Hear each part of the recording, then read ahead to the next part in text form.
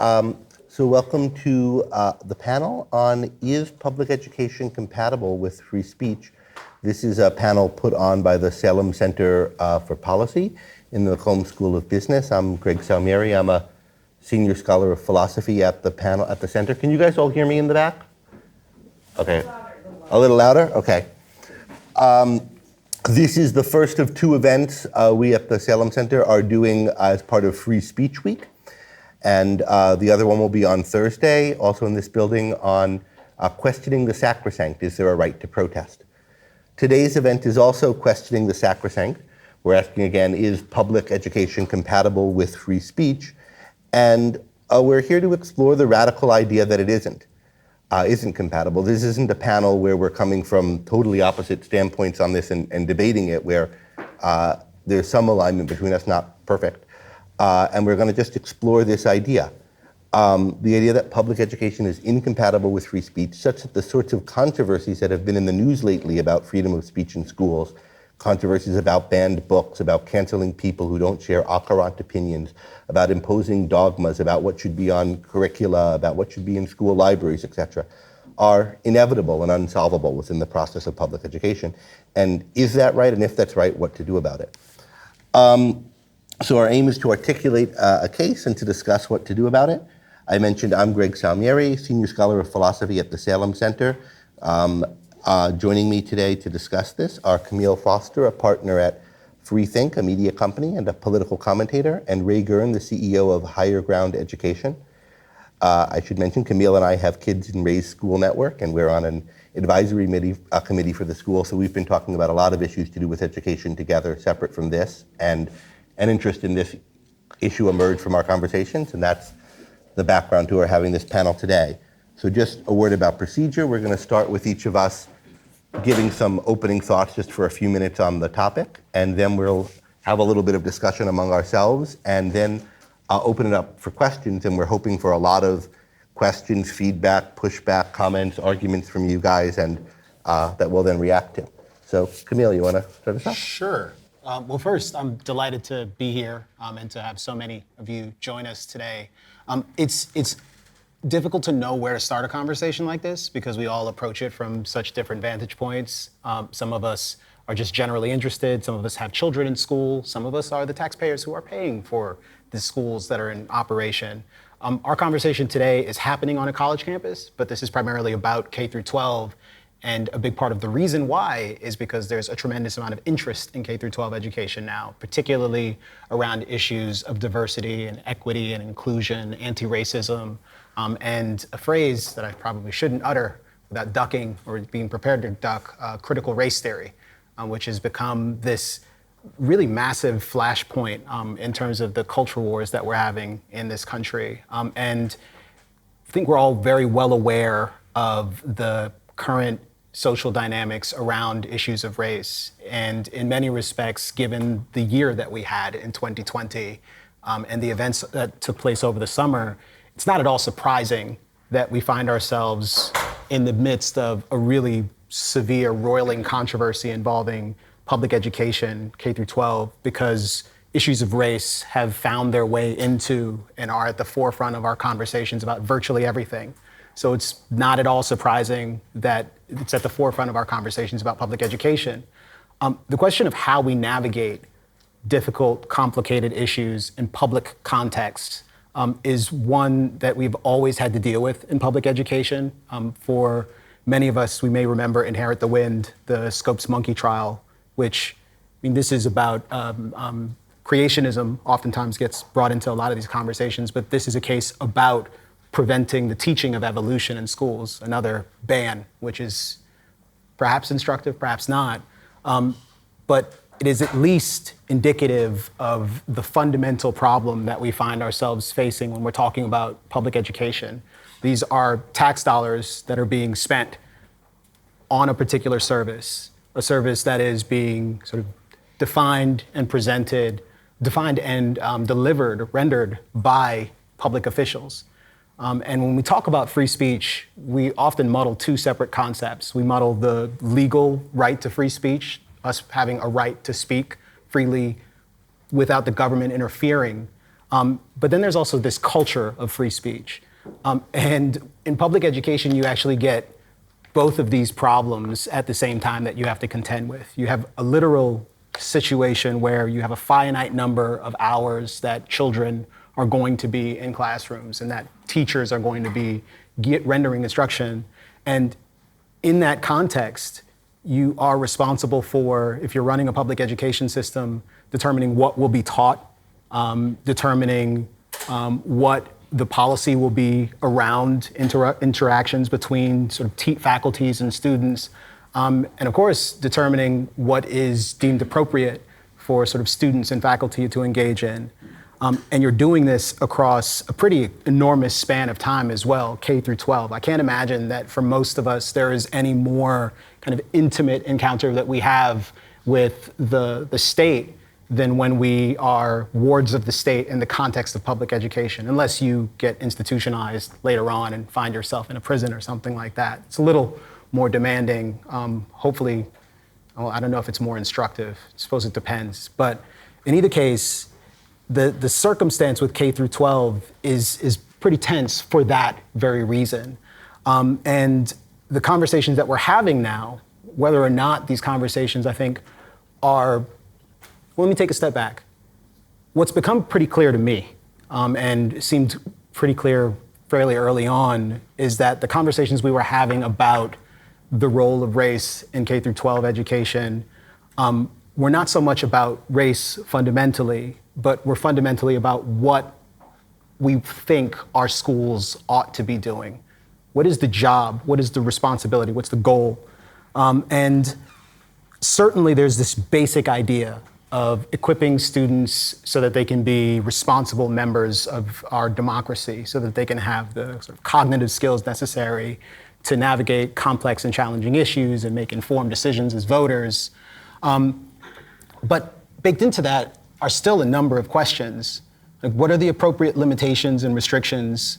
What constitutes indoctrination? How do we protect people's rights in these contexts? How do we protect people from being abused in these contexts? There are certainly federal laws that are on the books that are well established and a pretty expansive legal tradition now with respect to things like racial discrimination. But in the current environment, a lot of things are changing. I mean, the language around these issues is changing. We've gone from talking almost exclusively about ideas like equality to newly introduced ideas like equity. We are having more robust conversations about things like systemic racism, which most people hadn't heard about before. And the question of whether or not a public education system can, one, both sort of accommodate some general notion of free speech, because obviously there are some constraints, there are limitations here, but it's possible to more or less live up to those ideals and values in the context of public education. It's possible for the policies that are adopted to be ones that are more or less likely to create confusion about what's acceptable and not acceptable in the context of public education and with respect to the material that's going to be taught. What isn't possible is creating, in my estimation, a kind of completely safe terrain for students or faculty where you can know with precision what controversial issues will be brought up and how best to navigate them. And I think we're seeing, in a lot of respects, the challenges of, you guys can come in, find a seat wherever. Yeah, we've got some more over here. There's another door on this side. But what's become really apparent to me is that in navigating these issues, the confrontation that's playing out is one that is born out of a deep mistrust on the parts of people who have an expectation that certain values will be both promoted and celebrated inside the public school system. And I don't even have to define what those values are. I mean, it's not hard to imagine that whether you're someone who's in favor of general instruction with respect to issues related to some of the emerging concerns around race and social justice, or whether you're someone who is broadly skeptical of these things, there's a deficit of trust. there isn't a sensibility that you can rely on the faculty to do what's expected, or that you can rely on policymakers to produce policy that makes the best sense for your community and for your children. And this is a fundamental problem that has to be navigated, and how you navigate it becomes really important. So I'm eager to have a broader conversation about the limits of free speech in the context of K through 12 education, the best practices and principles for trying to construct, for trying to develop curriculums that are appropriate for these contexts. And the best ways for us to kind of navigate and adjudicate some of the really difficult challenges that we find ourselves facing with respect to the current dramas that are unfolding. And again, as I said, I think that the conversations about race and social justice are like an important flashpoint, but in many respects, like it's very difficult to separate the debate that we're having about those issues from the debates about masking, which seem to be like equally visceral and equally potent, and can animate just as much kind of fear and intense concern amongst faculty and amongst parents and students in many instances. So the question of the limitations, the possibilities, and perhaps the very future and viability of public education versus what we actually want to achieve, and what our values are as a free society, is, I think, the crux of the conversation today. So, I think Camille touched upon a lot of the. I'm Ray Gurn, by the way. I operate a network of schools, as Greg mentioned. We do infant care all the way through high school. So, I'm really taking an educator's lens and a curriculum designer's lens, to this issue. Camille touched upon a lot of the emotion and a lot of the kind of, give examples of really,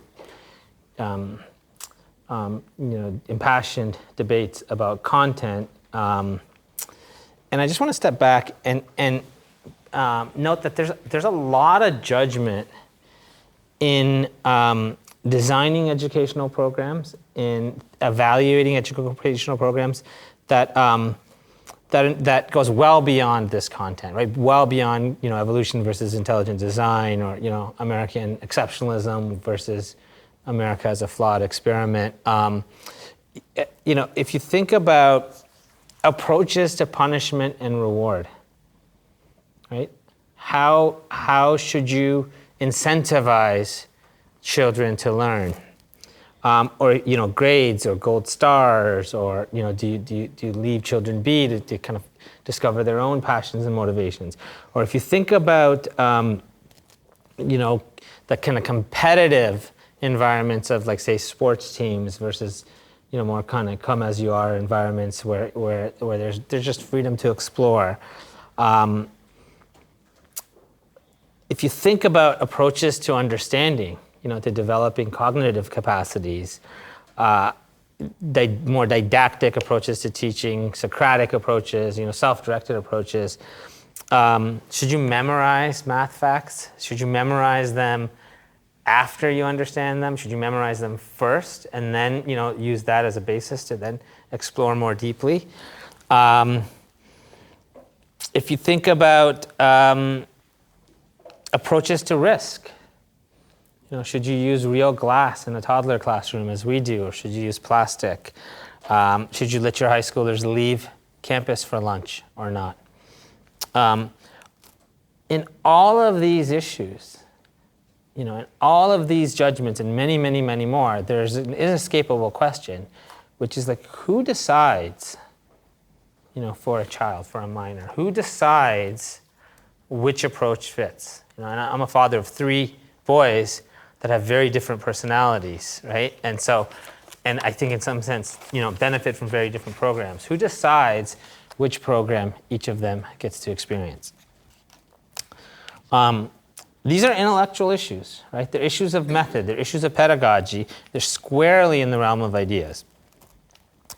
And if you believe that individuals have certain freedoms, right? Freedom of association, freedom of assembly, freedom of expression, freedom of thought, freedom of speech, one. And two, if you believe that parents have custodial rights and that to some extent they have the right to exercise their judgment in terms of meeting the needs of their children, there seems to be a clash between that and public education, right? If you think of an example as, can a school mandate that children have to pray in the morning? Most people would think in a public setting, no, that this is kind of, extending into this parental purview. But what about mandating a certain approach to reading, right? What about mandating a carb-centric food pyramid, right? And saying that that's the correct approach to nutrition. What's the difference? What's the difference? I think that there's only two fundamental options.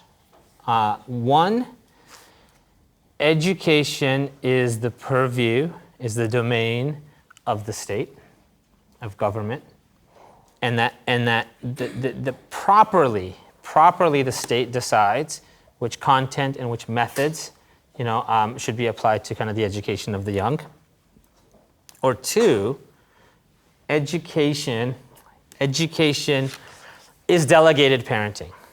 It's parents taking an aspect of raising children and delegating it to professionals in the same way you would delegate your legal rights to an attorney. And the historic assumption has always been the first. From Plato, through the Jeffersonian kind of vision for public education to today.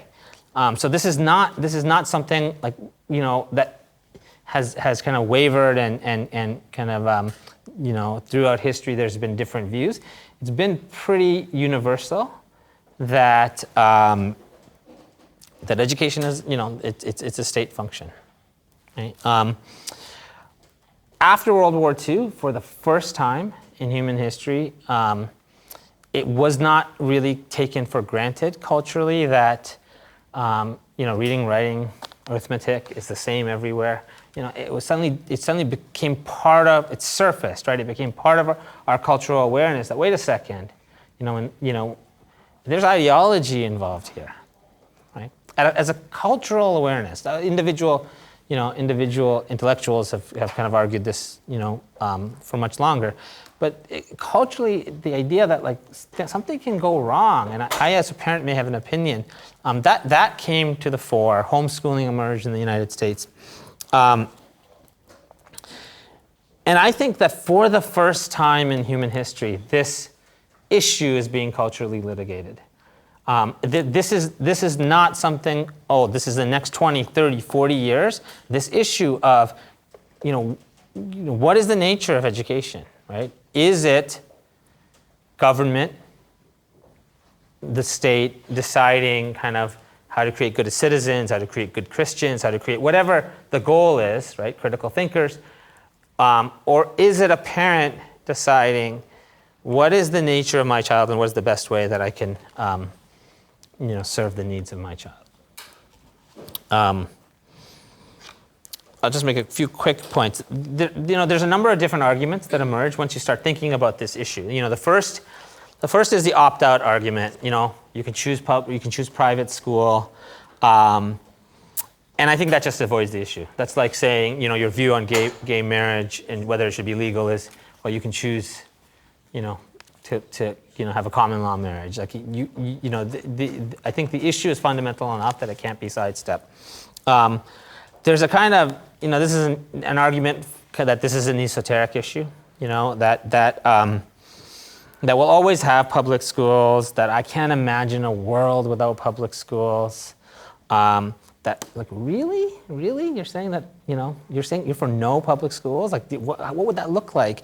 And you can imagine a time where there's people that are for slavery, in the 1830s or 1840s, people that are for slavery, people that are against slavery.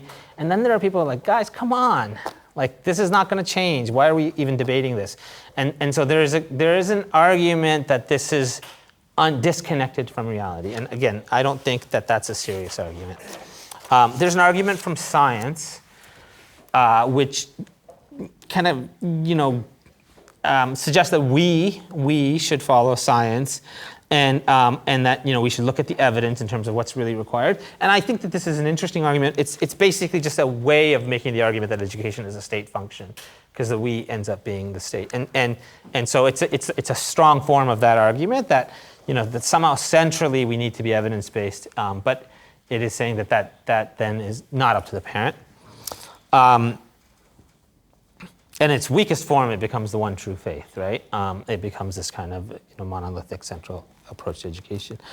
And then there's an argument, which I think is probably the strongest argument, which would be interesting to explore, about the limits of custodial rights. Right? We can't beat our children as parents, right? I can beat up myself. I can do a lot of things. I can make a lot of decisions about myself that I'm properly not permitted to make, about kind of my children's well-being. And so you could say that, well, this is like that, and I think that that's kind of the most interesting argument, that there's something about children and the nature of custodial rights that they're limited, and no, you do not, as part of that, get to decide, whether phonics or whether kind of whole language instruction is better, right?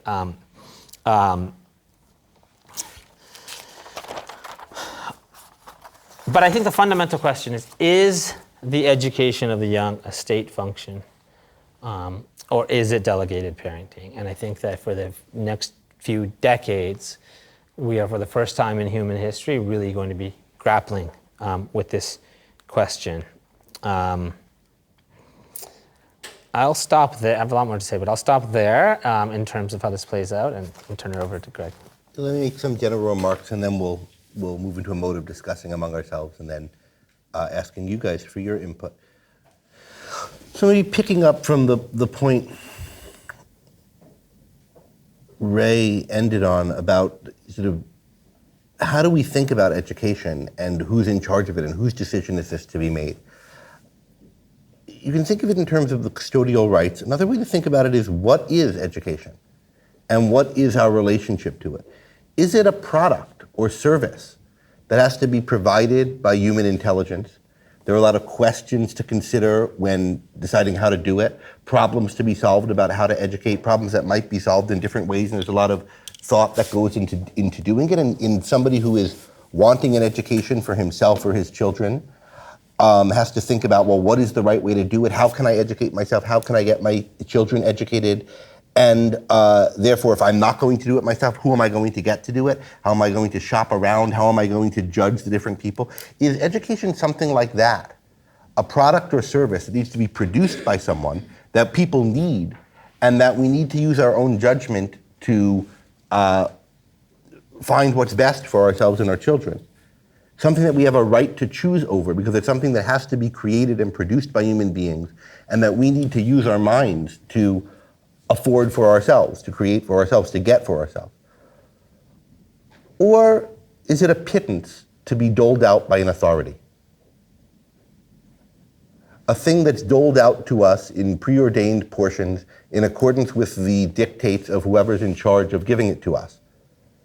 Something that has to be decided not by each individual for himself or herself and their children, not for oneself if one's trying to get educated oneself, not for one's children if one's trying to educate for them, but rather something that's decided by the group, by the collective, that you don't have the right to shop for, choose, think about, that you can't exercise any control over what kind of education you get for yourself or your children, except through a political process, except for lobbying, which amounts to begging. Because that's what lobbying in general is. It's begging the authorities, whether the authorities are the congressman, the senator or governor, or the voters, to grant you a different or bigger or more tailored to you pittance than the one that they default for to everyone else, or to change which one they default for to everyone else.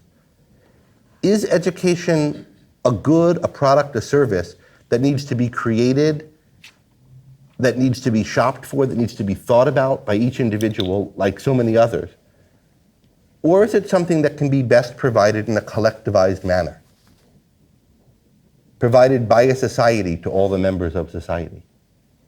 In other fields, most of us don't think collectivized provision works. Collectivized farming was a disaster and led to famine and the death of millions of people. Likewise for the collectivization of many other industries, although not as often in as dramatic a fashion as that. But collectivized farming, massive death and starvation. Collectivization of the steel industries and other industries in different countries has generally been acknowledged to be a bad move.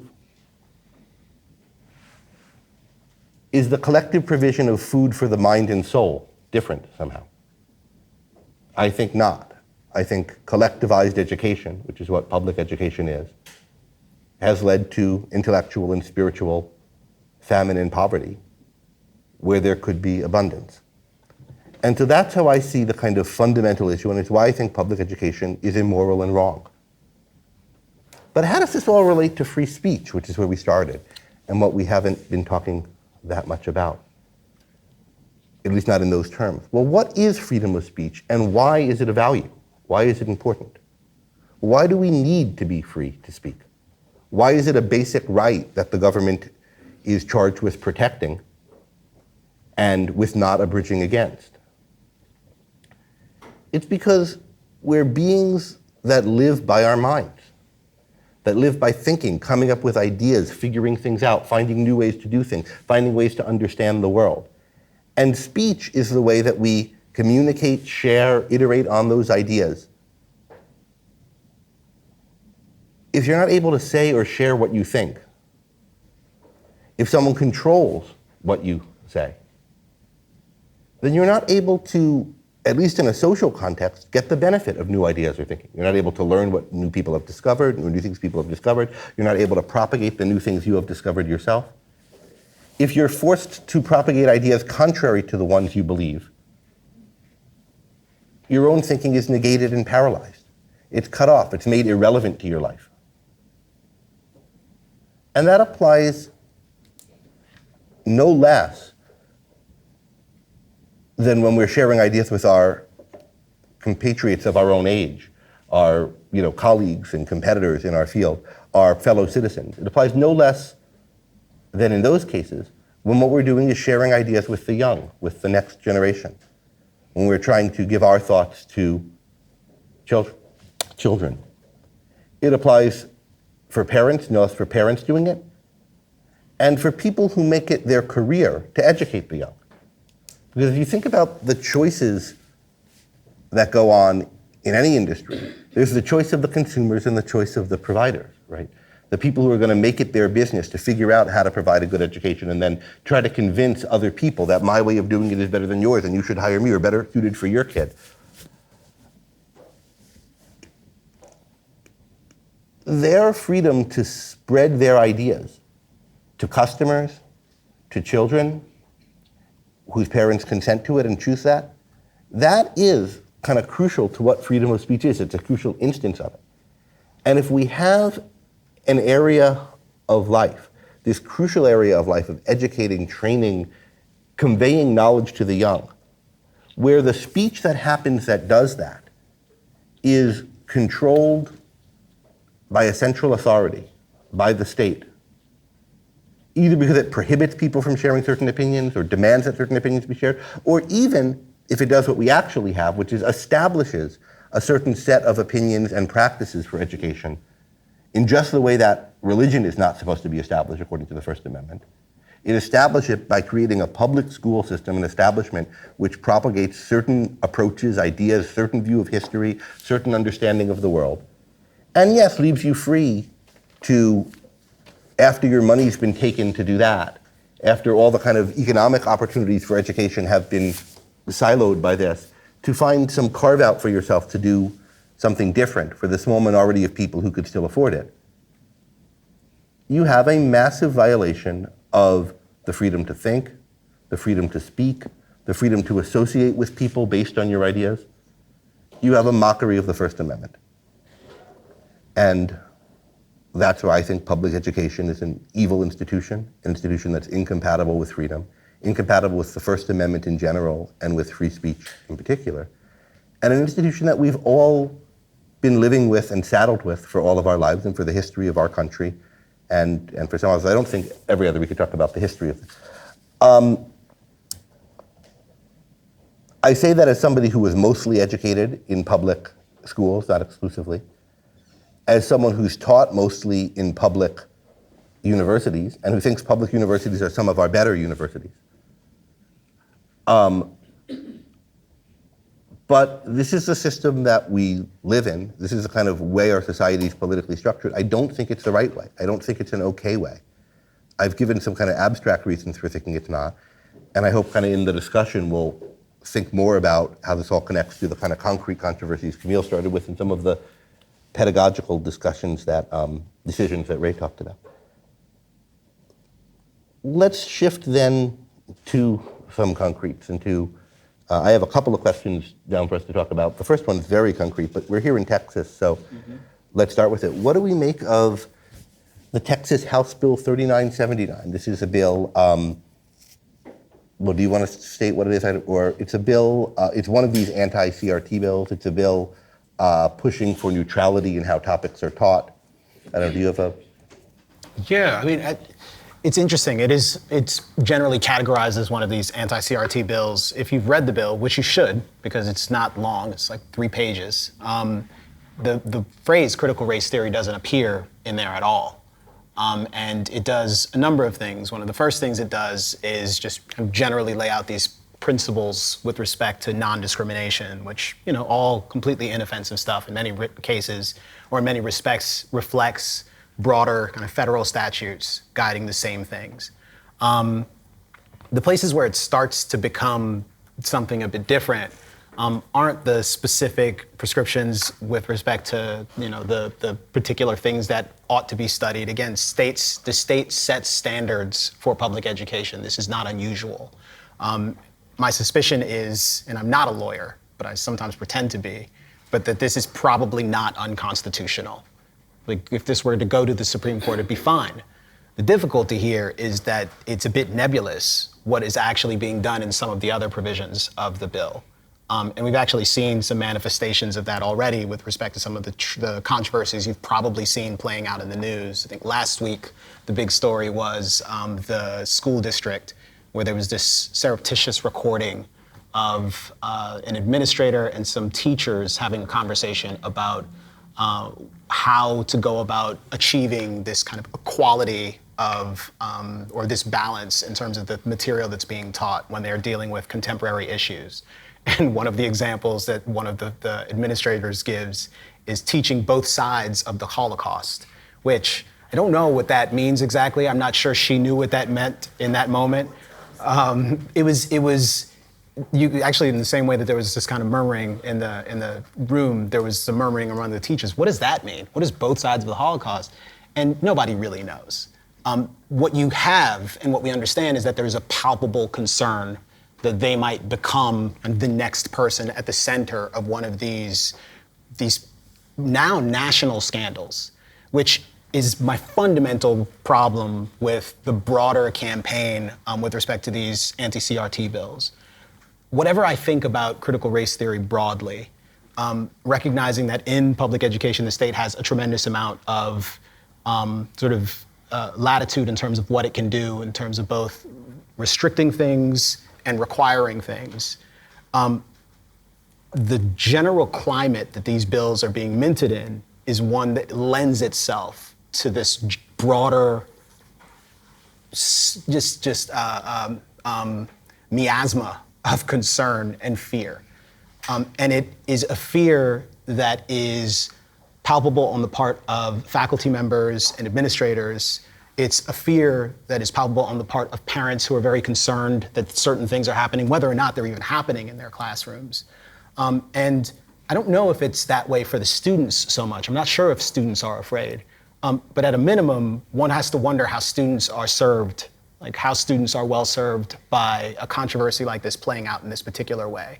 And the difficulty here with this bill is that by crafting a divisive concepts bill that attempts to do things like safeguard children from being instructed that they should feel shame or on account of their race, that anytime you introduce these notions of sort of feelings of shame, whether or not a student is being directed to feel shame or they feel shame as a result of something they're interacting with, there's a degree of subjectivity there that's just unavoidable when it comes time for these laws to actually make contact with reality.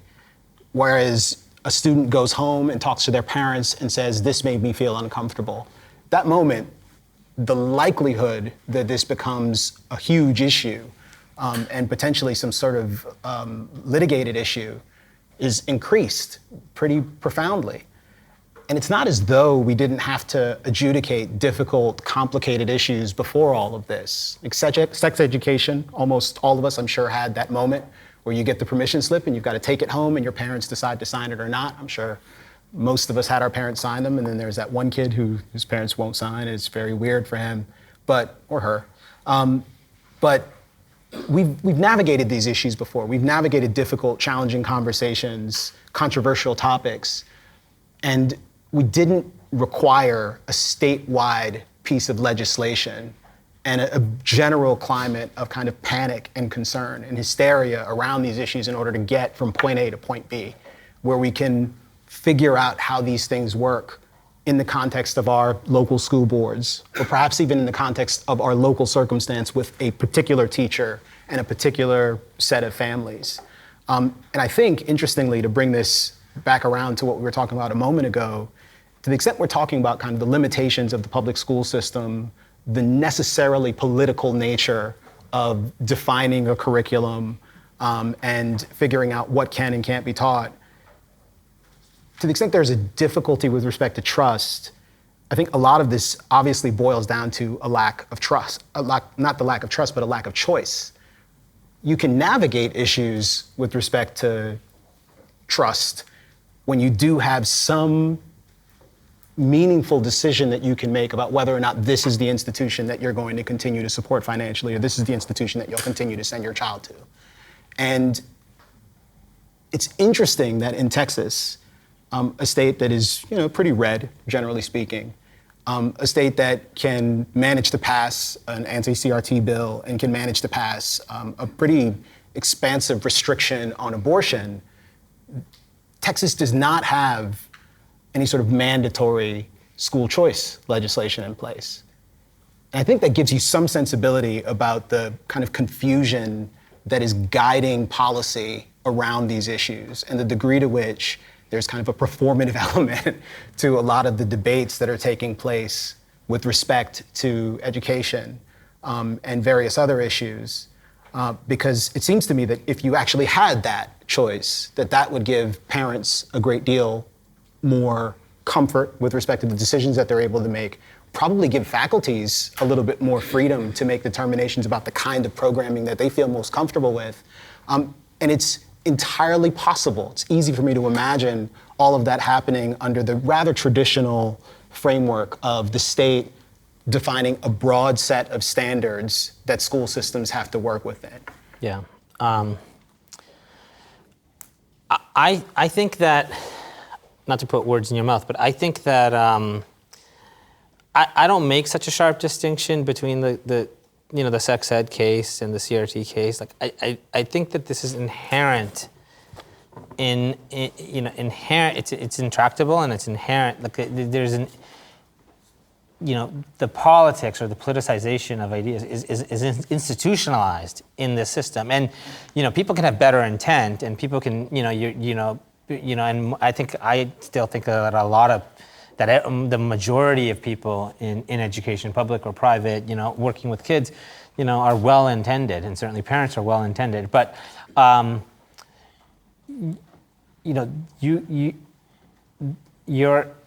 there's a mandate that this is what you're supposed to think, right? This is what you have to take as true. And it's a logical consequence of the sex ed type of case where, there's general consensus and, we're in a pre-Twitter world where, these things don't get blown up.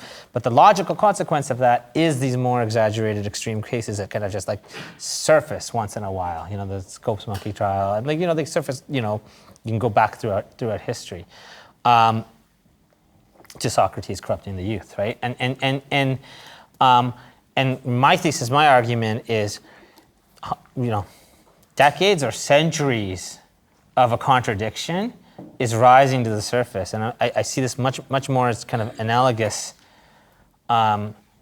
to the institution of slavery, right? Not necessarily in its scope, although, I think that public education, has betrayed the most vulnerable, much, much, much more so than most people acknowledge.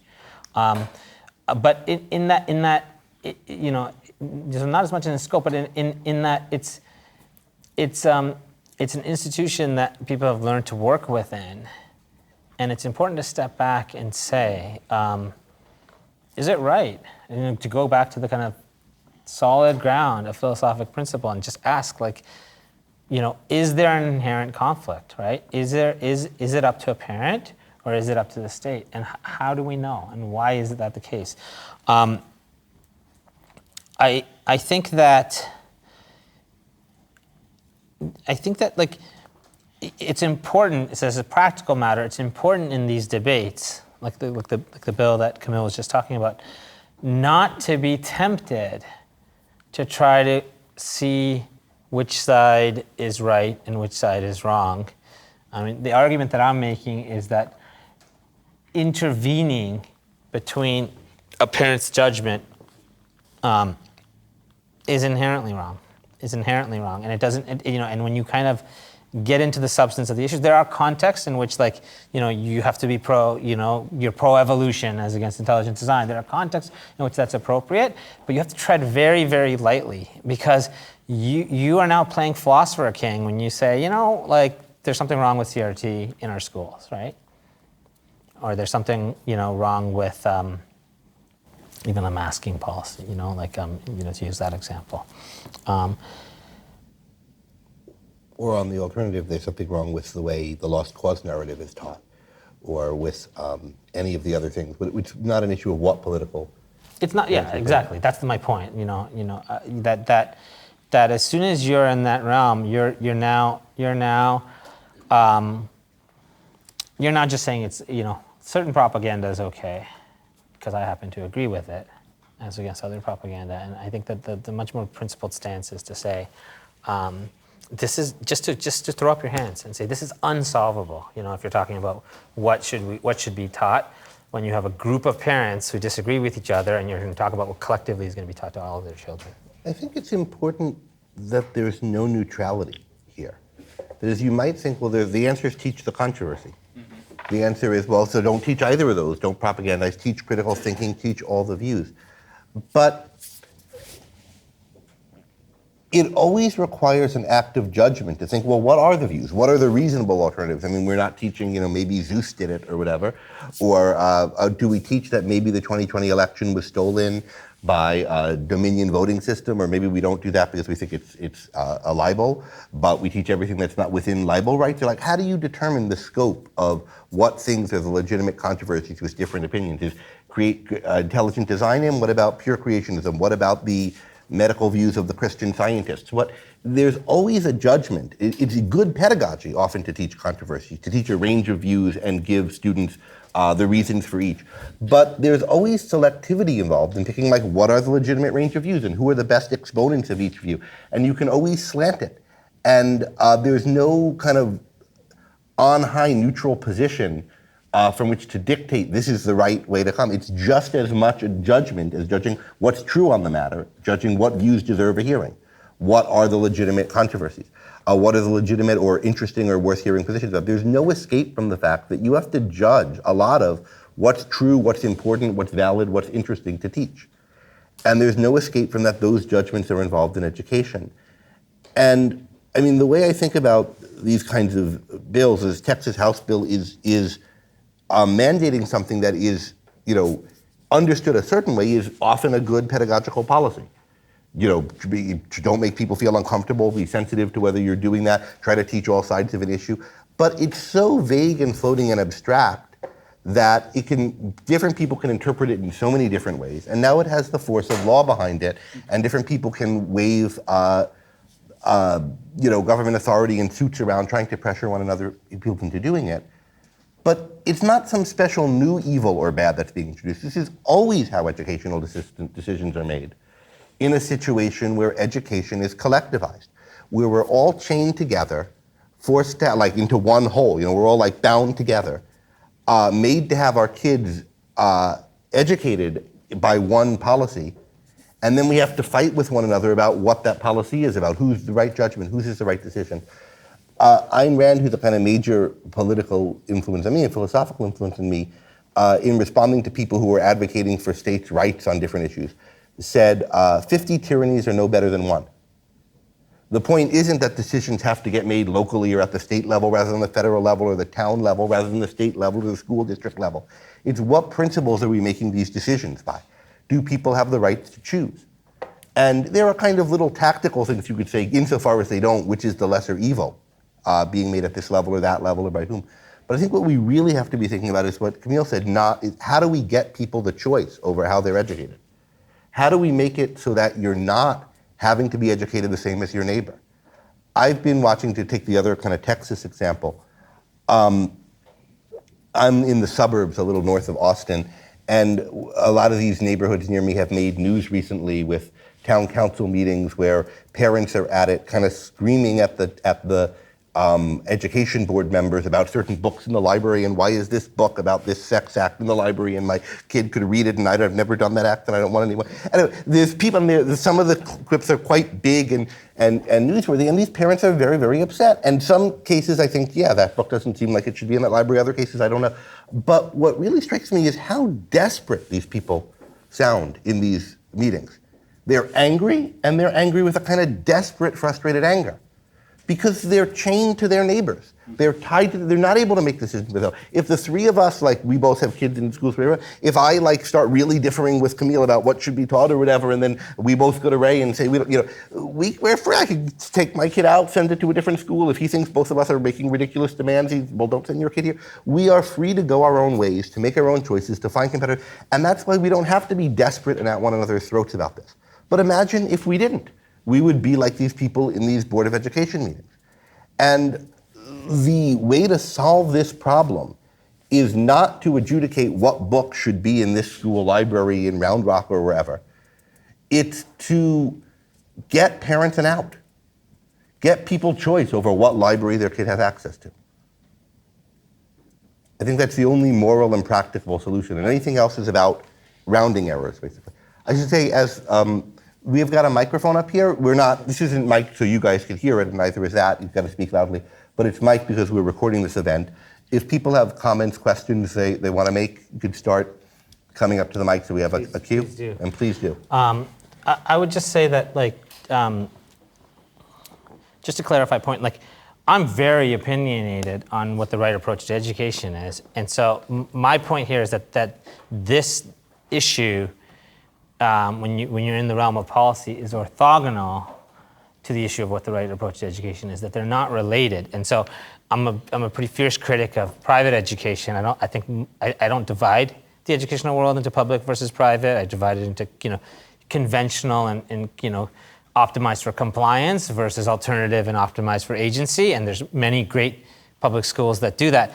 I think that that's a different issue when you get into the issue of what is the right way to meet the needs of a developing human child. And so part of my point here is to distinguish between those two issues and to those two categories of debate and discussion, because they get muddled. So the two issues are, should it be public or private?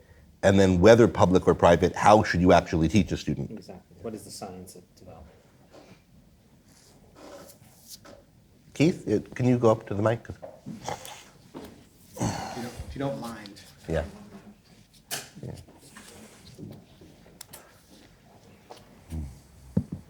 Is this on? Yeah, it's just recording for the Okay. internet. So let me briefly restate one thing and then ask the question. I think what I'm hearing in the discussion is if the people were collectively deciding what a curriculum should be, and every child was forced to go through this curriculum and be taught this way, and they'll be graded as getting a good grade or bad grade based on whether they give the acceptable answers or not. That's easier to I think see how that could be in opposition to free speech, because it's here these children are being required to think a certain way, and these discussions need to unfold in a certain way. But I also hear comments about we have examples like with sex education of models for children opting out. So children can opt out of individual classes through permission slip, or opt out of a whole school and switch to a different public school, or pull out of public school and switch to private school. So I think my question is how does this discussion not end up sounding like a straw man argument against sort of, if all children had to do what they don't have to do in this country, then that would be bad. But really, isn't the system we have compatible with free speech because we have enough sort of safety release valves for opting into different options? Yeah, I think you just have to look, I mean, again, look, the gay marriage example comes up, right? Because it was like, well, you could just have a common law marriage, right? And like, I think that, civil union, sorry. But I mean, that example, they don't have the same legal status, right? Yeah, but if you look at what is your range of options, how do resources flow to those range of options? Like, I'm operating in private schools, there's all sorts of restrictions. It's, as soon as you start, if you start peeling away enough of the restrictions, then there's really no more public education. And the whole issue of whether there should be, let's say, money, it's a different discussion whether there should be money kind of following the child. Like, looking at the content, there are tremendous restrictions, and I think at some point, in effect, you've eliminated all of the restrictions, and so there are gradations in terms of like being. I think Camille was making this point, being more or less free. Yeah. I tend to look at it all as a 3/5 compromise, and think that it's important to have abolitionists in the culture and not just Lincoln's building bridges, right, and trying to preserve the Union. Like, I tend to kind of take a hard line, but I do think that, a lot of, like if you look at like Miami-Dade in Florida, there's a lot of options emerging within the public system. I regard that as a positive, right, as a force for good. I mean, I'm wondering if you agree that there is a fundamental tension between the notion of free speech, whether as legal protection against the state or a cultural value where we have this plurality of perspectives that have to be respected and tolerated, if you perceive that tension in the public school system. And to the extent you do perceive it, it's certainly possible for that to be kind of more severe or less severe, both because of the prevailing legal regime and because of the current cultural climate. And at the moment, I mean, this isn't a secret, America's pretty polarized at the moment, very divided. There's a great deal of mistrust. And it's not surprising to see institutions failing to meet the challenge of delivering in a way that Americans feel like, oh, I'm getting what I need out of my institutions now. And so is your view, just to clarify for myself, is your view that free speech can be compatible with public education if public education is done the right way, or is your view my that view they're is, fundamentally at odds? Yeah, my view is there's a necessary tension there. The state is literally taking your money and is literally telling you what can and cannot be taught in these contexts. You have a finite number of hours, so somebody has to make decisions about this, right? And your child is required to go to a state certified school at a minimum, even if you opt out of the public school system. The way that we do things creates necessary tensions. And I'd say at the moment, it does feel as though there is a real competition to be able to decide who gets to do the kind of the propagandizing in the context of the schools. Should we be using the schools for the purposes of trying to redress racial injustice? Should we be using the schools for the purposes of promoting patriotic education? Who gets to win that debate? And again, like, are students well served by that contest? And you could talk about these release valves, but the release valves only come up on very specific issues when they get superheated.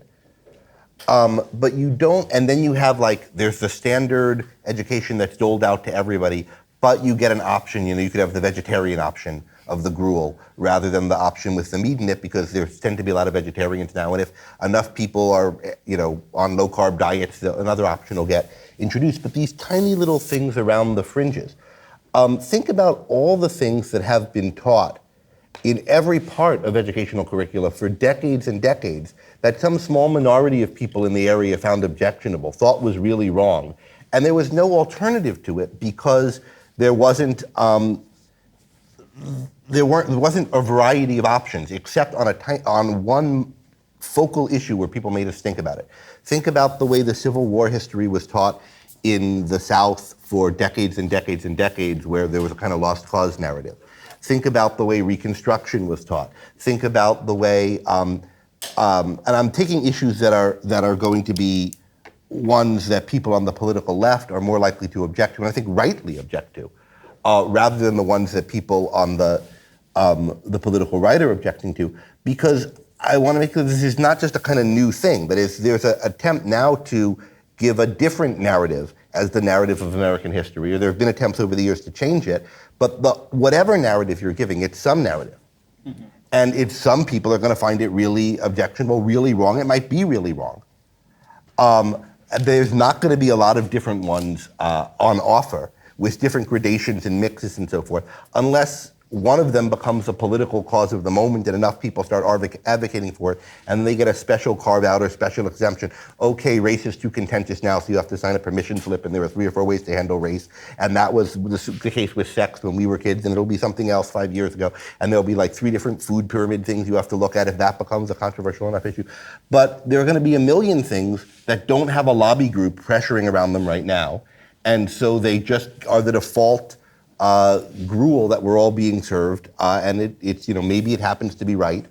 Maybe there are enough I would even say, though, educators who there bootleg good education. There may not be options in the private market, but it's different. It's different when something is a law versus there's just not options because they haven't emerged yet. I do think over time, like I'm a big believer in mixed age classrooms, and I do think over time you would just see every classroom become mixed age because there would be this momentum and this learning, the overwhelming majority. But if, even though I think it's primitive and barbaric to separate children by age, the analysis that I would have if we were in, fully kind of private education market is different than the one that I have today. I mean, markets aren't magic, and they don't magically immediately provide every option. But what they are is the embodiment of freedom in human interactions that gives people a way to pursue the values they want, pursue what they each think is right in voluntary association with one another, rather than having to beg the collective to apportion them a pittance one way rather than another. Yes, I agree pretty much with your overall thesis that there's a contradiction between free speech and public education. I'd like to know, though, your thoughts on compulsory education laws, which is something that I think every state in the union requires parents to send their children to school. 16, in some states, 15, 17, it all depends. So I guess even if we got school choice here in Texas or educational savings accounts, what would prevent the state from just heavily regulating the private schools, because that's what the state generally does. And then also you didn't address, maybe this only addresses the issue tangentially, but today in 2021, like a high school diploma is now, the college degree is now the new high school diploma. So it seems like everybody stays in school because they're gonna, try to get into college, and even though there's probably not enough white collar jobs for those people, but so that team, in other words, it's not so much of an option today to just take your kids out of school at 15 because you don't like what's being taught. Seems like everybody goes, all the way through 12th grade and then goes to either community college or college. So we seem to have a problem there as well. One I think is changing. I would recommend everyone read the case against education by Brian Kaplan. He just bulldozes over all these arguments in terms of the value of a kind of compulsory education. I think these things are complicated, and I think there's a whole unschooling movement. I think it's interesting to watch it. It's early times in terms of psychology and pedagogy, in terms of what is needed. And then there are very complicated legal questions. Again, you can't say, I believe that it's better for my child if he only eats once a month and not feed your child. The state properly comes in and says, too bad, right? Like, that might be your belief, but you're feeding your child, right? But you have a range of choices in diet. So I think something similar is going to be true in education, in terms of there probably is some minimal parental responsibility, far, far less than kind of what's required today. And I don't know what the kind of limits definitions are there. Yeah. I do think there's something very interesting about the kind of underwhelming value of a high school diploma at this point. Like you graduate and there isn't an expectation that you can get a good paying job afterwards. That suggests that something is wrong, right? With the system, with the institutions that we have in place. And interestingly, it's not hard for me to imagine a kid dropping out of school at 16 and finding better educational options than what might be on offer in a sort of conventional 11th and 12th grade curriculum. If they are online and they've got access to certain things, they're particularly motivated, they can learn elements of design and programming on their own, independently, and go out and find a fantastic job. In fact, here in Austin, which is becoming a baby Silicon Valley in some respects, or maybe it's just rivaling it completely now, like, there are plenty of incredible success stories that sound exactly like that. And I think in many respects, the prevailing regime perhaps blunts our expectations for what public education could be or how good it ought to be, but also for the possibilities that exist beyond it, and for the possibilities that we might be able to create if we had the sort of dynamic, innovative landscape that could exist in education, but at the moment just does not. Just an anecdote supporting that. I have a friend, actually I think I can name him and advertise something, Jason Crawford, who's going to be giving a talk here on nuclear power in November, who about, I don't know, in his early 40s now probably, who midway through high school decided he didn't like the high school, it wasn't doing a good job, so he dropped out, taught himself, got a GED, went to Carnegie Mellon, started a company, and now started an organization writing about progress studies, and will be here to speak to us. So there are paths to success already where people devalue high school, and that's even before, Khan Academy and all that stuff was online. I think it's a lot easier to do that now. Hey, so I'm sort of all in on this idea. I think it's morally right, and I think that it's also inevitable. But the thing I worry about is that, our society is already fracturing, right? We basically all live in a filter bubble online, and if we also do that to schools, then we're going to be entering a filter bubble, at 6 years old, right? So, how do you deal with that problem, especially if it's just going to lead people deeper into whatever, separate world they live in? Yeah, I think that's a really good question, and it's a question I've thought a bit about, particularly when you think about things like assimilation of immigrants into America, which America is very good at compared to most other countries. People becoming, part of America, part of American culture. If you look at statistics on immigrants to America versus other places and their children, and how much part of the fabric of American life they are, you could think it's because of the American school system. And it's, part of that is that we have institutions that everyone's a part of. On the other hand, we have robust, inexpensive Catholic schools in America. The reason why we have a system of robust, inexpensive Catholic schools in America is that parents of Catholic Catholic parents in the early 20th century were worried about a system kind of forcibly assimilating their kids to different values of theirs.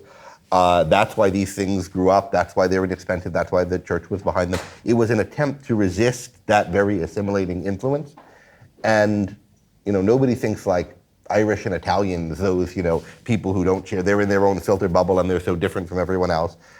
Yet, a huge number of them went to those schools. So I think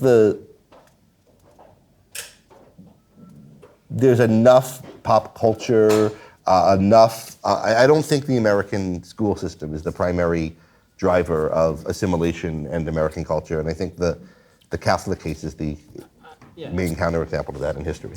I would just say, maybe the problem will have better solutions, right? I don't see any inherent reason why if you one, you're unbundling the childcare function from the kind of learning function and solving both of them better. Two, people I went to a school in Canada, in Toronto, Canada, where it was incredibly cosmopolitan and incredibly diverse. And I have cousins today that are going to schools that are 98% Indian because they live in these communities where all the Indian people have moved. you make the case that it's not better. And I think the majority of parents want their children exposed to different ideas, different backgrounds, different ethnicities. Like there will be a demand for that, and so I wouldn't grant that it's going to be worse. Maybe we're failing to solve the problem now, and we'll be better at solving it. My suspicion is that we probably wouldn't end up with a circumstance where the schools are narrowly divided along like just ideological lines, and it's just CRT, non-CRT schools. I suspect the reality is that there are far more important things to virtually everyone. Like, it's apart from the culture war, I don't think that this could possibly be like kind of the raison d'etre of particular schools that were likely to be successful.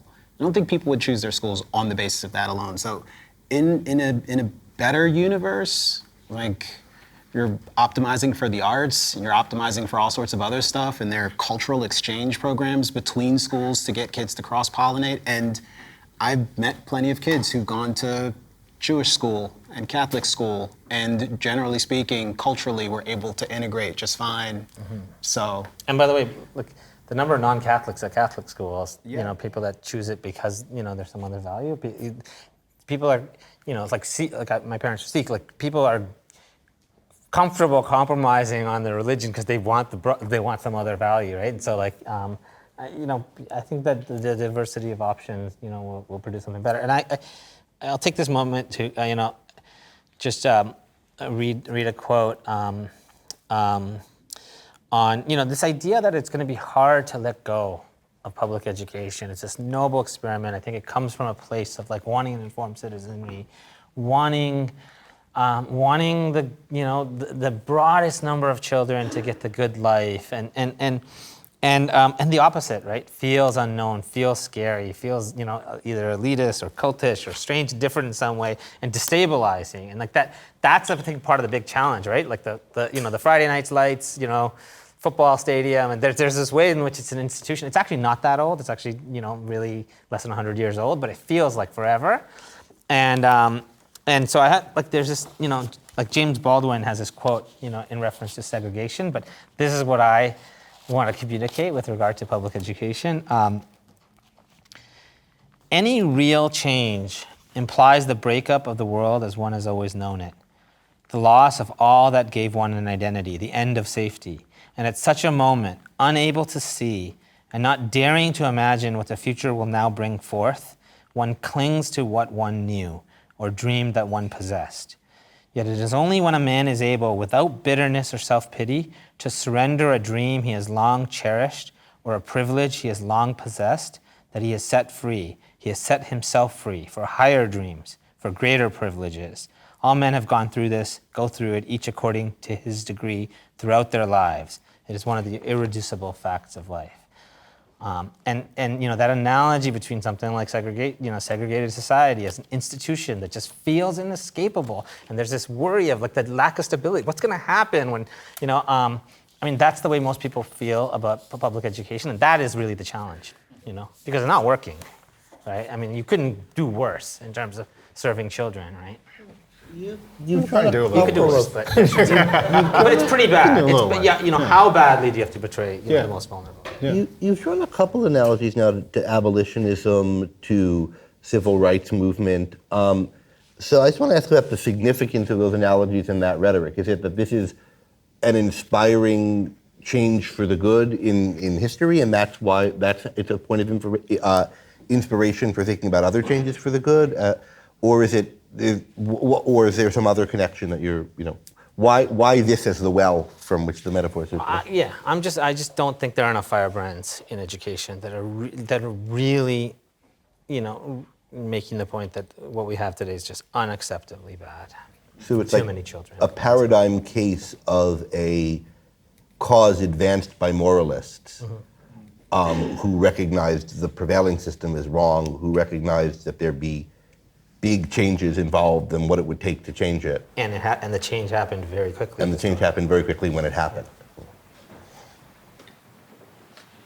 So in this conversation, we've been talking a lot about how the state is forcing a certain set of beliefs of the majority onto people.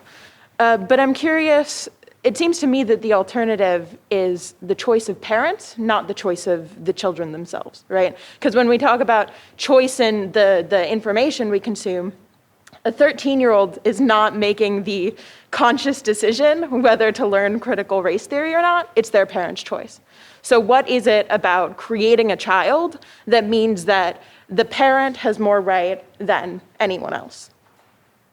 Yeah, so the way that I hold this is that, and I use the term custodial rights, which is you have the, it's like, a trustee for like, a family's wealth. Like you have an obligation in that case, in addition to the right to do what you honestly, think is the best for this child. And then we have to have like leeway. But this is where I think there can be improvement, and I think the age should be pushed down. Like I think a 13 or 14-year-old probably should be able to say, like, at some point if we had some test of maturity or something, but you could break in a sense from what your parents have decided. Certainly by 16 you should be able to. So then when is that bad faith? When are you not acting in child's interest? I think those are legal questions, and I think that in other legal areas they've been worked out. I'm uncomfortable with it as well. Like the idea, as someone who really believes in self-authorship and get out of the way of children as quickly as possible, really from the beginning, even with a toddler. But I think in the end, I do think it comes down to, is it the parent or the state? Like, when the simple case of the toddler, you could see that.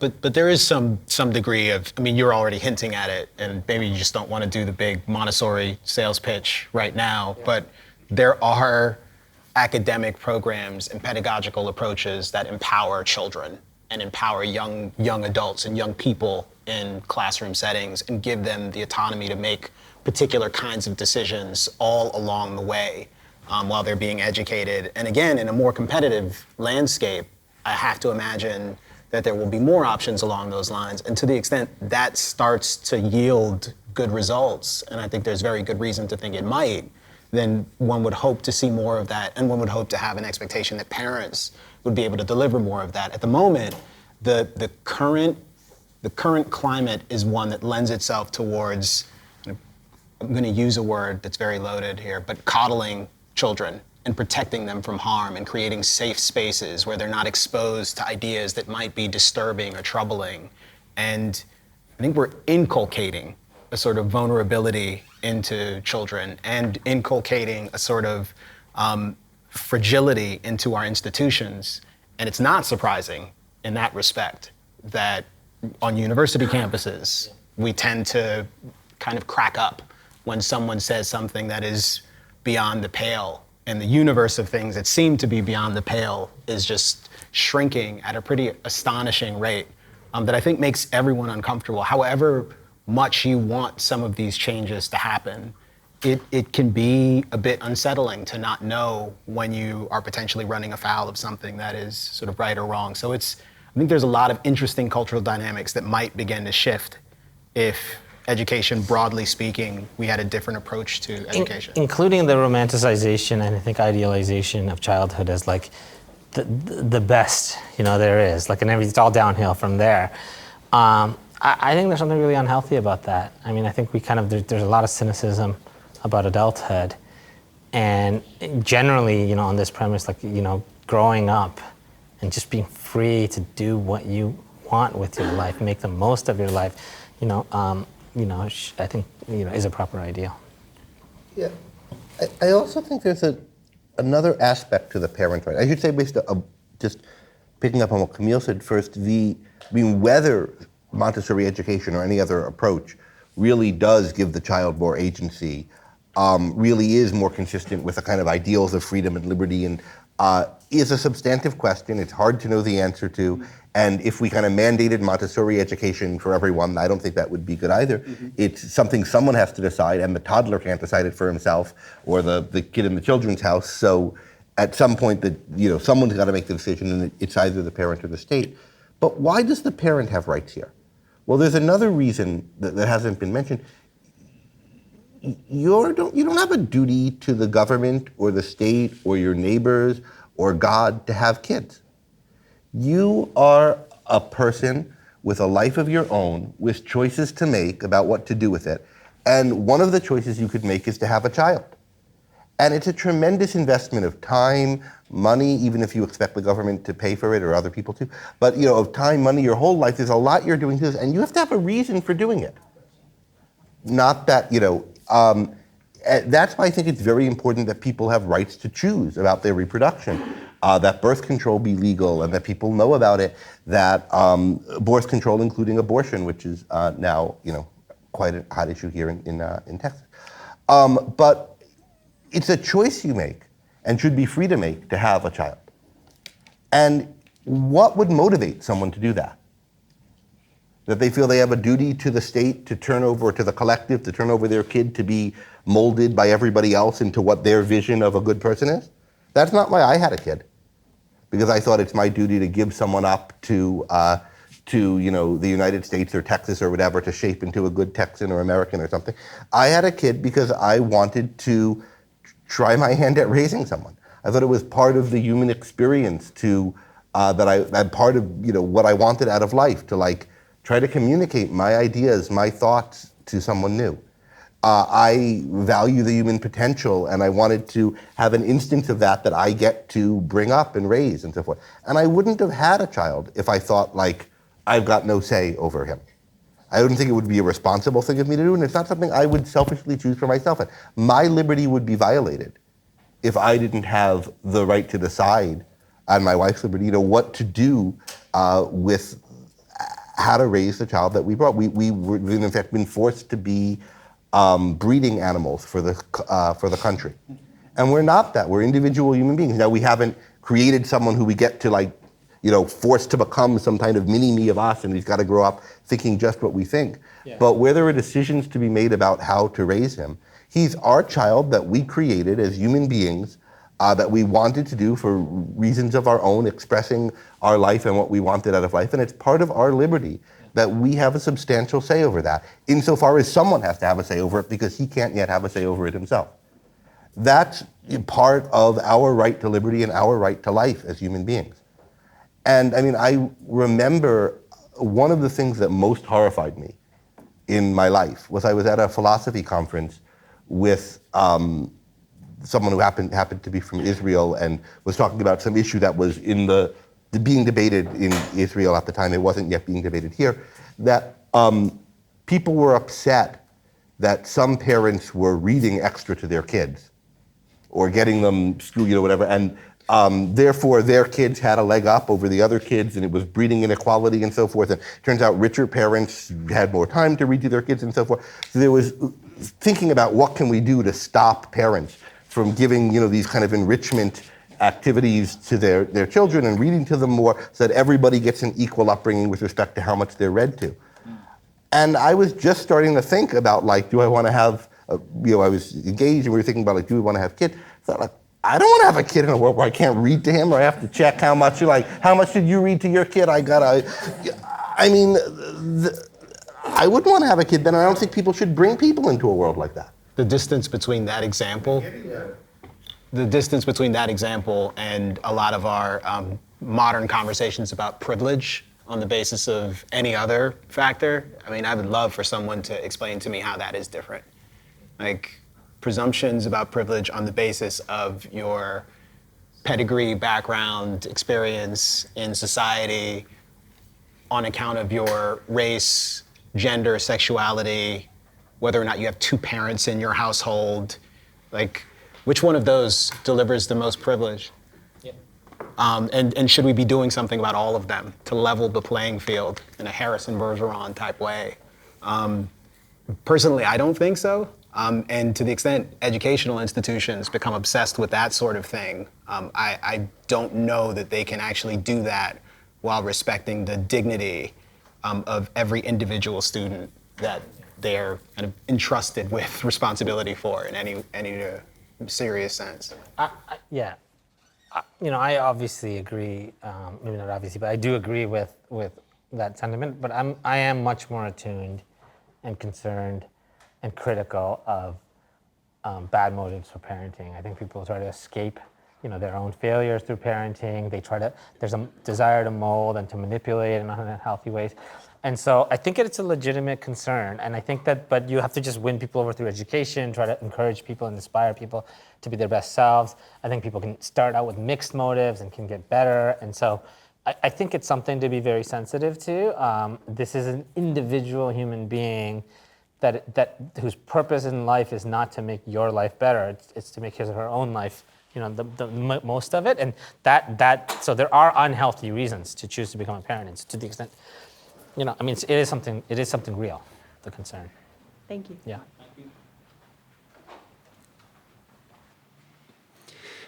Hello. I'd like to be the first to thank you all for coming out and having this panel with us. It's been very educational to listen to you all speak. When considering the question that we've come here to discuss today, I think there's really a very important question at the heart of it, in that what is the fundamental purpose of public education? I think at its most aspirational, the purpose of public education is to provide a certain baseline, a certain set of skills that everyone in society can fall back on and depend on to operate in that society. With respect to free speech, we live in a society that values free speech. And in the real world, kids will become adults that have to deal with the consequences of that free speech. They'll have to know how to use free speech effectively, how to respect the free speech of others. So, in my view, if public education can't be compatible with free speech, I don't know how it can prepare.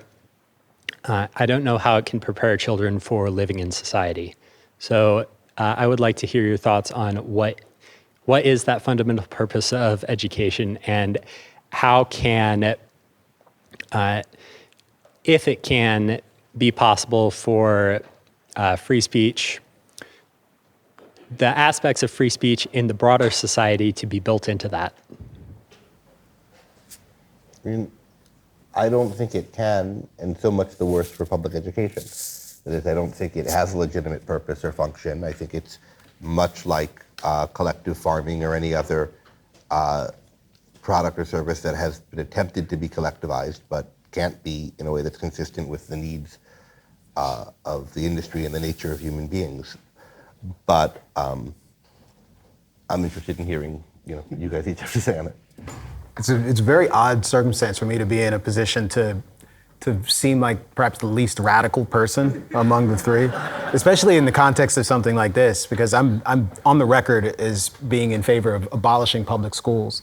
That said, I'm also a pragmatist, and I recognize that I have to share this world with other people who are not as enlightened as I am. So as a matter of course, I have to figure out, the least bad option here, right? And with respect to public education, it's not difficult for me to imagine trying to hammer out some basic principles, as you were saying. What is the goal of this system? And I think we could talk a lot about and have a very long conversation about what kind of values a public education system needs to have in order to be in line with the ideals of a free society. And it's a long list. And it's possible to do these things sort of in better and worse ways. And I think in a lot of respects, recently, by allowing ourselves to be consumed by culture wars, and by taking our eye off the ball with respect to the things that really matter, like academic performance, for example, and merit. The fact that merit has become the dangerous, toxic idea, which is being ripped out of educational systems for the purposes of achieving equity. Maybe that's the way that we ought to be doing things, but having a sober conversation about that seems really, really important. And a lot of these things are seemingly being done in a kind of haphazard fashion that makes me pretty uncomfortable. So, yeah, I'm open to having lots of conversations about the values that we ought to be focusing on. Yeah. So like the general question, what is the purpose of education, is a complicated question. The whole point is different parents can have different views. Now, I think there's a right answer, and I would have to convince people that there is a purpose, but you could believe that it's to get a job, or you could believe it's that to develop character. There's all sorts of range of views. And so the point is not that in public education you can't have the right view. The point is it's by majority vote, or who, like it's somebody's imposing that and somebody else is disagreeing, and too bad for them, and that's inherently a mistake to do that. But to the extent that like you have to have some views, obviously an evidence orientation, and a culture of debate and listening. There's all sorts of things that are better. The point is that if I have a child who I think has to be grabbed by the collar and made to be his best self, like on a sports team, maybe I don't want him debating. Maybe that judgment is removed because you're standardizing in a certain way. And I was going to give the example of like the KIP academies, these incredible charter schools that really try to offer an education of pedagogy that I disagree with, but really well-intentioned, I think good kind of programs for children in underserved communities. They had a slogan, "Work hard, be nice," and that slogan was removed as racist, just to kind of show you. And now that's a charter, quasi-public, so that it was just to Camille's point that. That merit and just basics like character and things like that, they are all under assault. But I think that's inherent in the fact that, the extremes win when you have a system which by its nature, it's collectivized. Adding on how being pragmatic, or anyway trying to accomplish things in the society that we're in, relates to being a radical. I think the kind of watchword for how I like to think of these things is being a patient radical. So you don't expect revolutionary change overnight right away. But I think it's really important to recognize that the fundamental problem is the system is bad, unjust, unworkable, as the background for any attempts to make smaller local changes. Because if you don't think that, if you think public education is essentially a good thing, if you think it's a workable kind of thing, if you think it's essentially just, then you end up seeing whatever particular thing you're concerned about now going on in your school, and the particular people who you think introduced it as the snakes in a Garden of Eden. Right. I'm really upset. Everything was fine until these people started with their critical race theory and so forth, and now everything's gone bad. Or everything was fine until people started objecting to critical race theory and calling it critical race theory when that's not really quite what it is, and trying to shut down teachers' choice. Or everything was fine until 1870, when everything was fine until somebody started doing something wrong. But the problem isn't the central problem isn't the people teaching anti-racist education, or the people pushing back against them, or the people pushing back against them, or the people that the anti-racist educators are pushing back against in the first place. There might be specific problems with some or all of these people. But the bigger problem is that we're in a context where there's no right way to solve these problems. We're in a context where these things are adjudicated by begging and intimidating people and ganging up on them, rather than a context in which people are deciding what's best for them and their children and negotiating that. And once you recognize that, you recognize the thing to be worried about is not the demons advocating for a different policy in your school and than the one you want for your kid. And the way to fix it has to be something like find ways to disentangle us from one another, whether that's a school choice policy, whether that's suggesting, well, could we have multiple classes even within the same school, or maybe we can get permission slips to opt out of this or that. But the problem is that we're all bound together to do this as one, not the particular policies that one person has or another. And I think recognizing that is central to the problem. Whatever fixes you're looking for pragmatically is important. Can you maybe a refinement, and this is a question for you. You said the problem is that we're doing this together. The doing this together part is kind of necessary, right? There's a sense in which there's not enough of a kind of voluntary dynamic in the way that we're going about doing things together versus the mechanism of force, like insisting that we do this together in a very rigid Yeah. particular kind of way, which I think is important to acknowledge explicitly. Otherwise, you open yourself up to charges of, being an individualist in the pejorative sense of the word. Yeah, Not it's I that believe there's we're even one of it's those, that but- we're doing it not cooperatively, Yes. but collectively. Yeah. And I think there's a real difference between that, and we should look for ways to introduce cooperation and to understand that part of what's driving the people who disagree with us is they're afraid of being forced to have our stuff shoved down their throat. Sure. Yeah, a good analogy, if you really want to just think, just like to capture what we're saying, is imagine there was an institute of the, government of Texas or the government of the United States that issued a decree in terms of who everyone should marry.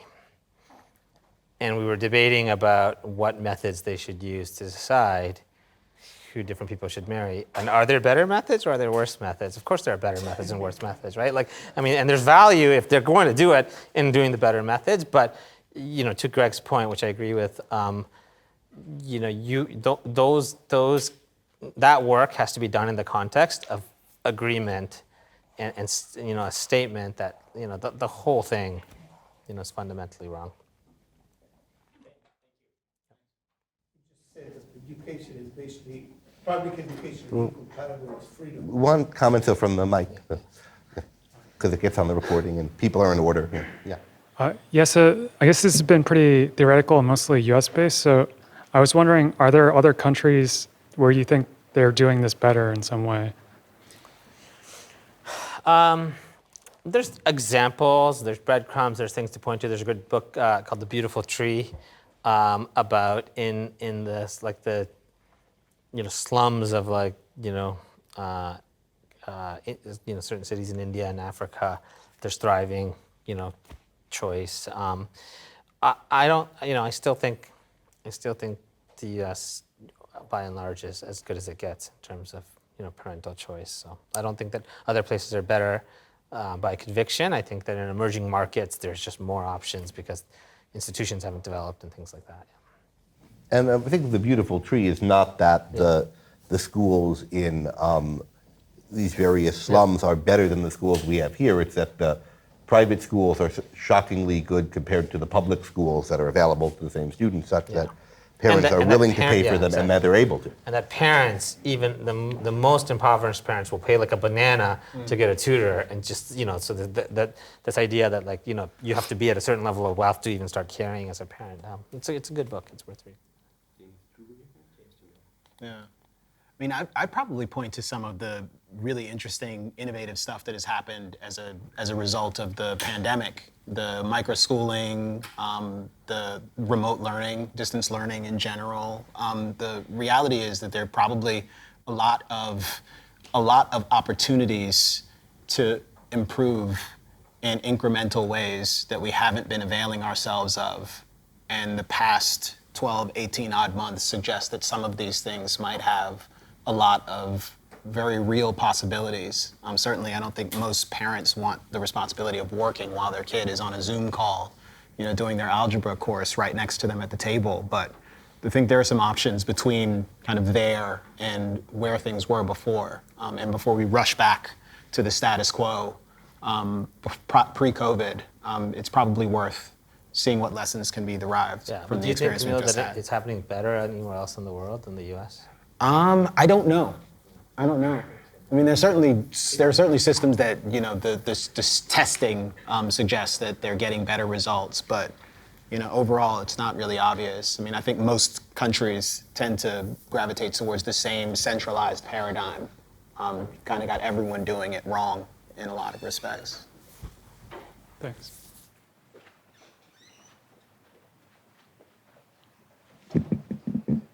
So, I have really strong opinions about education too. And I am a new teacher, so this is my first year teaching in a very small private school. So this was a really great talk for me to be at. Thank you. I just had a question regarding the question previously asked about the custodial power over a child versus a parent, and wondering how where a child's choice enters into the mix and why a parent should be allowed to make those choices. And it occurred to me that perhaps it's because the reason that a parent is a better choice than a state is because the state actually masquerades as being neutral. And as Greg stated, there is no neutral. You can't be neutral and teach a subject. So the state pretends that there is no opinion, there is no bias, and that these teachers are somehow inhumanly capable of having no bias in their approach to a subject. But a parent can be challenged directly by a child, and it's more likely that a child will challenge a parent than a child will challenge the entirety of their education in a public school that claims to be neutral. And I just wanted to hear your thoughts on that. I think children do challenge. I think, I don't know, 20% maybe of children that just in some way they're in rebellion against the public system. And then there's a 20% that, they just adapt to whatever circumstances. So again, I would just hammer this distinction between the right approach versus kind of the kind of policy issue, because there are many public programs that are far superior in their actual kind of implemented approach than what some crazy parent is doing at home. So I think that, but at a systems level, like it has to be a parent. Like in principle, it has to be the parent. But I think we don't want to. I don't want to put myself in the position of saying like every parent is better than every school. That's just not true, right? There's a lot of overlap. To your point about choice, every child is choosing, like, from very early on, like choices, agency is a fact. It's not something, it's something that you have. And I think that in resisting whether it's bad parenting or bad educator, but I think you're right that like it's just out in the open that parents are opinionated and are exercising their judgment. And two, I think they're better positioned in principle to know what their child needs.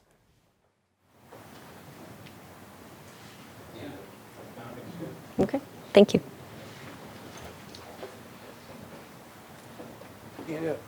One of the issues that, that the whole basis of freedom of religion in the First Amendment is based on is that people should not be taxed to pay for opinions that they disagree with. And, let's say I'm the taxpayer and I think Ford Mustangs are great and Corvettes are junk, and there's an auto mechanics teacher who thinks that Corvettes are great and Mustangs are junk, then there's a problem, because I'm paying for something to be taught that's something that I disagree with, even though obviously, and I don't know how you're ever going to get, make a schooling that is free of opinions, based on my own. I remember my junior in high school, my history teacher suggesting, he might have let Pearl Harbor happen on purpose.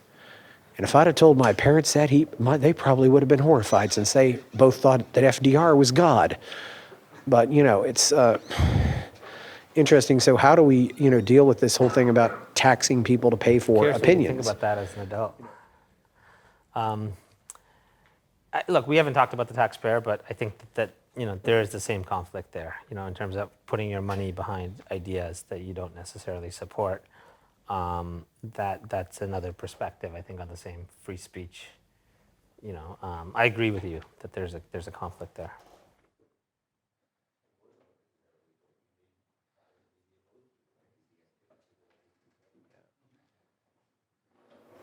And, it almost seems to me like, let's say you put two guys in a room for 3 hours and, one likes Mustangs and one likes Corvettes. 9 times out of 10 after that 3 hours, they're going to walk out of that room being more convinced that they're both right.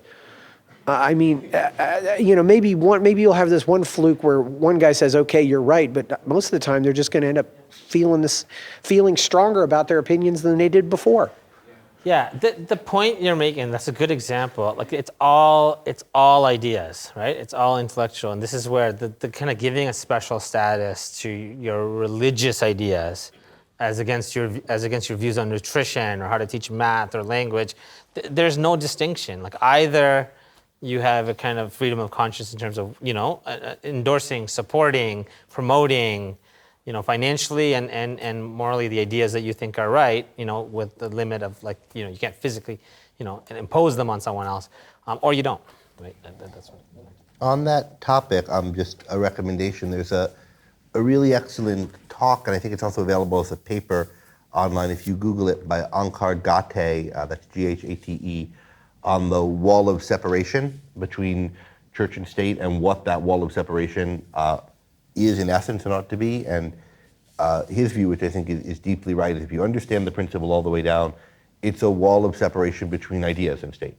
And that the state can't, like if you think about the principles that justified this principle, it has to be understood as a separation between any advocacy for any position and the government. And then there's a difficult question of how do you have a government which itself has to be based on some ideas, but that's upholding that principle. So I recommend that piece. Just if you search Gate, Church and State, you'll find it online. And Gate will be here on Thursday, I should mention, talking about another matter related to free speech. Let's see. Toomey's book is excellent, by the way. Brought me to tears. Kind of on the general subject of freedom of speech and education, there's a handful of us are from the Stone Age that remember when it was actually encouraged, freedom of speech was. And like I was in high school during the Vietnam years and the protests and the civil rights stuff, and graduated from high school the year before the decision of Roe v. Wade. And I recall specifically articles by the editors of the school newspaper and by students, pro and con abortion. And the pro-life people, there were some very graphic descriptions of what happened in an abortion. So I'm just saying, back then it was normal to have this level of freedom of speech. Also then on the subject of just kind of general public school, not public school, which I'm kind of opposed to them in general, and I've heard people say that are about my age, well, I went to public school and it was fine. And yes, I went to public school. But I went to public school before there existed another level of the federal government having a Department of Education. So states had their own departments of education, but I don't even think they were that strong. It was all local level. And even within my school, you could take the exact same course from a different teacher and have a different textbook. The teacher even had a choice of what textbook to use. And now it's like it's decided by the state, and then the feds have their own little criteria. So it's just this other level of bureaucracy that's dictating what happens at a local level in a school. So yeah, I think, I'm wary of the idea of like provincialism as an ideal, and I think that you go to these backwater neighborhoods, and people that disagree with what the consensus is in their little neighborhood, it can be pretty vicious, right? And you see that in villages in India and other parts of the world, and so. There's something to what you're saying, but I think it was just generally, maybe there was. Camille should speak to this, but I agree with Camille's point about there's culture of free speech, which is kind of different than the kind of the policy. Yeah, right. That yeah, wasn't it's a couple ideal. different That wasn't issues, ideal, really. Yeah. But- Yeah. We also have to be aware that the things that are taboos and are verboten to talk about, or only a certain range of opinions are allowable in polite conversation, differ from place to place and time to time. Exactly, so regional. But also even across the country might, Right. in 1970, the culture wars weren't focused on the same topics they're focused on today. In 1950, it was a different one. In 1940, and so you can focus on the issues that, no one would say this or be free to feel comfortable having a debate in a school newspaper about this topic today, whereas they did feel comfortable in 1968 or 72 or 41 or 32 or 28. But there might have been different issues back then that, people would have been afraid to air their opinions on that they're comfortable now. And so we need to, when we're thinking back about the past, make sure, I don't doubt there are a lot of ways in which it's gotten worse, but I think we have to think about whether there are, think about it across the range of different issues. Like, what would have been the most toxic issue to voice your opinion on in that year?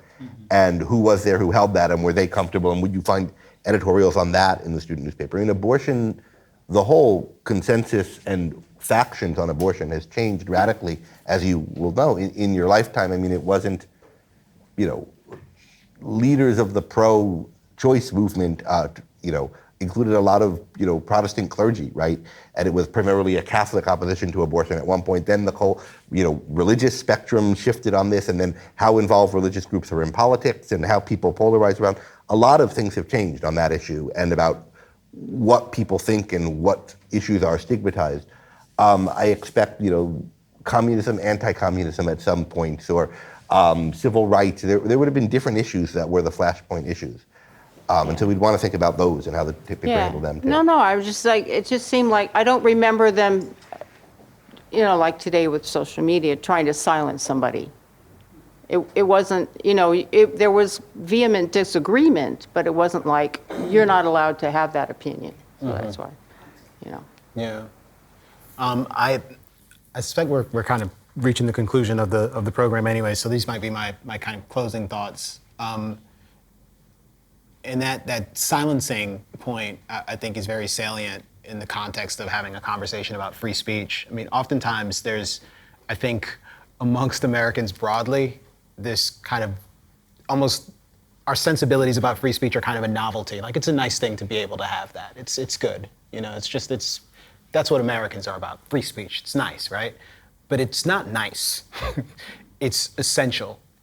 And it's not merely that it's just like the first freedom. I think Jonathan Rauch's latest book, The Constitution of Knowledge, if you haven't read it, I would commend it to you, is a really beautiful rendering of these like 3 technologies that we've developed for having and maintaining a free society. The notion of there being a political system, democracy, that is compatible with freedom. You may disagree with that or not, depending on how radical your politics are. And in an economic sense, like free markets being a mechanism for allowing people to interact with one another in a free society. And relatedly, like us having this epistemic system for engaging in discussions and determining who ought to be, who is right and who is wrong, adjudicating debates in different contexts. Like, free speech is essential to that exercise. It's essential to the project of engaging with ideas and establishing knowledge and defending those principles and appealing to something other than the rule of the stronger or the inherent authority of the state or some other entity. And to the extent we're encroaching upon it or degrading it in some way, and there are likely to be places where that happens when you have government. But to the extent we're doing that, it's always worth being sensitive about. And in the context of K through 12 education, if we acknowledge that this tension necessarily exists, then being sensitive to that tension at all times and being thoughtful about the ways that we engage with the system, even if the state has a tremendous amount of authority to be able to do things, to be able to prescribe and prohibit things, then that is worth taking special care and consideration for. And if the public education system just isn't working terribly well to begin with, which I think Ray eloquently alluded to that earlier, as is Greg, it's worth recognizing that too, and not overlooking the profound ways our public education system has failed to serve the needs of, for the most part, its most vulnerable students for decades, consistently and pretty uniformly in our most storied and wealthiest cities. Like, that is the case today. And that was the case before the racial reckoning, before there were any conversations about critical race theory. And however the debate is settled in a particular region, it's likely to be the case afterwards, unless we're willing to do something genuinely radical to find a new approach to education that does respect this critical, vital bulwark of a free society. Yeah, I'll make a few final remarks too, and then turn to you two. So I agree with all of those points, particularly the point about how badly the public education system is serving so many students. And I think this is a scandal. And it's a bigger scandal than particular hot button flashpoint issues. Part of it is debates about what can be said in school and so forth. But I think the bigger issue than is your school propagandizing to you or your kid this or that thing is, are they teaching them competently? And I think so many of them aren't. And even the ones that are best aren't doing anything like what I think we have reason to think education could be if it were free, politically free. On the topic of the culture of free speech is a cultural value. We've recommended different people's works. Here I've recommended a few, and I will now recommend myself. Last year at Free Speech Week, or actually a little bit after Free Speech Week, I gave a talk. It was on Zoom because of the situation of last year, called The Right to Free Speech and the Value of Speaking Freely, where I talk about the relation between what's sometimes called a culture of free speech and the value of free speech and the right to free speech. And I think they are separate things, and it's really important to keep them separate. But I think they are both really important, and understanding the relationship between them is important to understanding the First Amendment, to understanding the right to free speech, and to understanding this issue of education, a lot of the controversies that come up surrounding it. So that's just a plug for that talk. I talk about what each of these things are and how they relate to some of the controversies in public education. You'll have to excuse the fact that I look really weird because an oven had just blown up in front of me when I gave it, so I have this weird kind of sunburned, shocked look. But despite that, and my embarrassment over my appearance there, I will recommend the talk. Should use the cat face filter to do the talk. I didn't know about that yet. With that lawyer, I'm not a cat.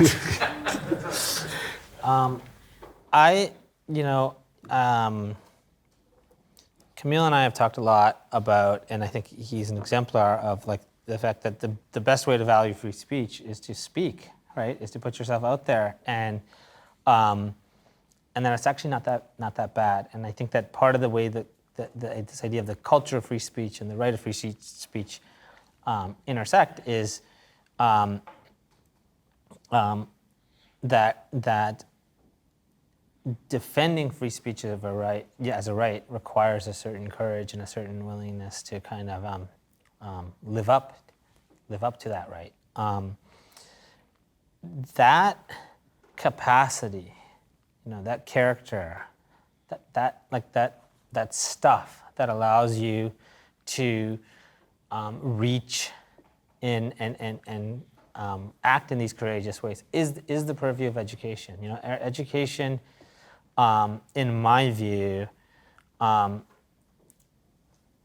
as much as it's important in terms of getting a job and developing, your kind of capacity to pursue a career, is fundamentally about developing your character. We sometimes say, or our VP of Pedagogy sometimes says, like, we're not trying to kind of help students become Bill Gates. We're trying to help them become Frederick Douglass. And some of them will go on to become Bill Gates, right? But we're trying to speak to a much, much deeper need. That's what's at stake. That's what's at stake in this debate and in this kind of issue. And why I think, unless clarity on this issue, again, over the next years and decades emerges, things are going to get worse. So here's to them getting better and not worse. Thank you all for coming out.